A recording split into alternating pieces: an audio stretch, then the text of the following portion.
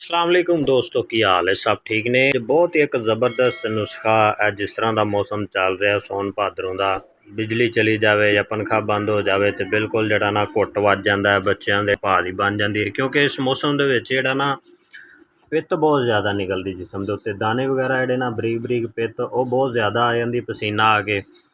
ਅੱਜ ਅਸੀਂ ਇਸ ਪਸੀਨੇ ਦਾ ਬੰਦੋਬਸਤ ਕਰਨ ਲੱਗੇ ਹਾਂ ਪਿੱਤ ਦਾ। ਅੱਜ ਇਸ ਵੀਡੀਓ ਵਿੱਚ ਅਸੀਂ ਤੁਹਾਨੂੰ ਦੱਸਾਂਗੇ ਵੀ ਪਿੱਤ ਨੂੰ ਜਿਹੜਾ ਨਾ ख़त्म ਕਰਨ ਦਾ ਤਰੀਕਾ ਔਰ ਜਿਸਮ ਦੀ ਜਿਹੜੀ ਜਲਨ ख़त्म ਕਰਨ ਦਾ ਤਰੀਕਾ ਤੁਹਾਨੂੰ ਦੱਸਾਂਗੇ।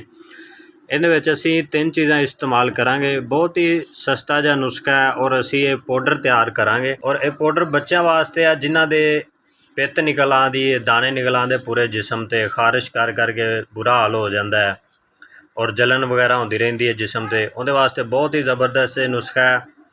नुस्खे दे विच पहली चीज़ असी इस्तेमाल करांगे पाठा। ये आम जिहड़ा ना पंसारी की दुकान तो